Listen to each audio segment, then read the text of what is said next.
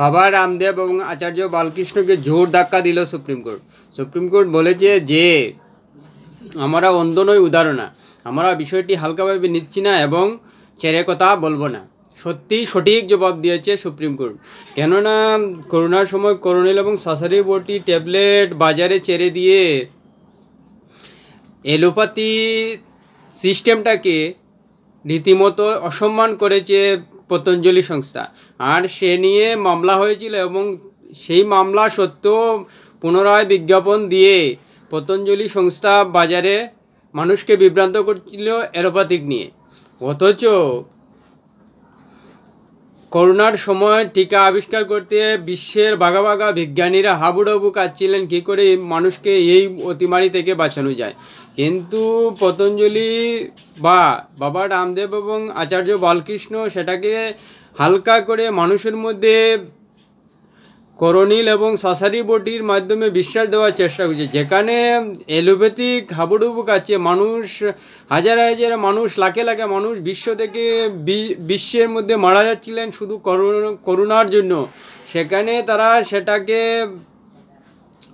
ট্রায়ালে ফলাফল বলে বিজ্ঞাপন দিয়েছিলেন। এখানে আয়ুষ এবং এলোপ্যাথির মধ্যে একটা সংঘর্ষ বাঁধিয়ে দিয়েছিলেন। তাই ইন্ডিয়ান মেডিকেল অ্যাসোসিয়েশন তাদের বিরুদ্ধে মামলা করেছিলেন সুপ্রিম কোর্ট, এবং সুপ্রিম কোর্টের সেই মামলার সূত্র ধরেই আজ সেই রায় দিয়েছেন বাবা রামদেব এবং আচার্য বালকৃষ্ণের বিরুদ্ধে। তারা ক্ষমা চেয়েও পারবেন নেই,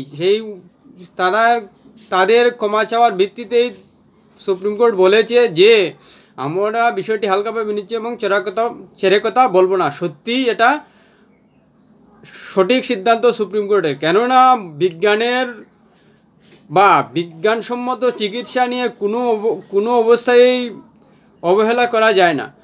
রীতিমতো ছেলেখেলা করছিলেন বাবা রামদেব এবং আচার্য বালকৃষ্ণ। যে যাই ভাবুক না কেন, সে আয়ুষকে বিশ্বাসের সঙ্গে তুলনা করলে হবে না। সেটা যেহেতু মানুষ ওষুধ হিসাবে গ্রহণ করেন, তাই চিকিৎসা বিজ্ঞানের সঙ্গে পরীক্ষিত হতে হবে, এবং যেটাই এলোপ্যাথিক যেটা মানুষের জীবন মরণের প্রশ্নকে ঠিক করে দেয়, সেখানে আয়ুষকে এনে দিয়ে মানুষকে বিভ্রান্ত করা কোনো অবস্থায় কাম্য হতে পারে না।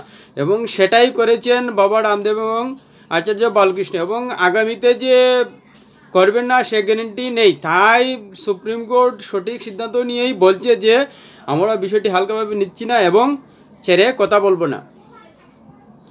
কেননা সেই করোনার সময় ভারতে লাখ লাখ মানুষ মারা গিয়েছেন, আর সেটাকে ভিত্তি করে বাজার নিজেদের অর্থনৈতিক লাভের জন্যই যে এভাবে করেছেন সেটা পরিষ্কার। কেননা সেই করোনিল এবং সাসারি বটি থেকে বাজারে বিক্রি করে 250 কোটির উপর ব্যবসা করেছে। সেখানেই সন্দেহ দেখা দিয়েছে তাদের আয়ুষের উদ্দেশ্য নিয়ে। মানুষের বিশ্বাস সে কী খাবে সেটা অন্য ব্যাপার, কিন্তু কোনো পতঞ্জলি হোক বা কোনো আয়ুষ সংস্থাই হোক, এভাবে মানুষের যেখানে জীবনের ঝুঁকি রয়েছে সেখানে ঔষধ তৈরি করে দিয়ে এভাবে এলোপ্যাথিকের সঙ্গে বিভ্রান্ত করা কোনো অবস্থায় মেনে নেওয়া যায় না। তাই বলা যায় যে সুপ্রিম কোর্ট যে সিদ্ধান্ত নিয়েছে সঠিক সিদ্ধান্তই নিয়েছে।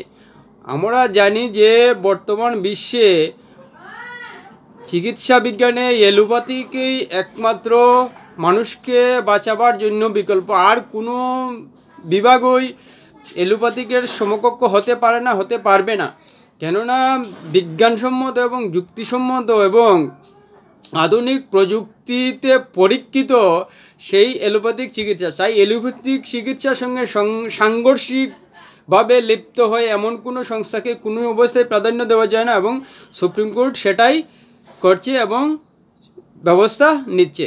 এটা যে কোনো ধর্মে বিশ্বাসী হোক না কেন, তার যতই আঘাত লাগুক না কেন, সে নিয়ে কোনো অবস্থায় আপোষ করা যায় না। কেননা এখানে মানুষের জীবন মরণের সম্পর্ক বা জীবন মরণের প্রশ্ন এসে দাঁড়িয়েছে। ভিডিওটি ভালো লাগলে অবশ্যই কমেন্ট করবেন এবং পরবর্তী ভিডিও পেতে সাবস্ক্রাইব দিয়ে রাখবেন।